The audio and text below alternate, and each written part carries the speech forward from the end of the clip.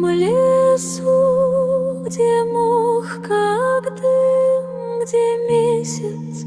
тонкий серп над тьмой,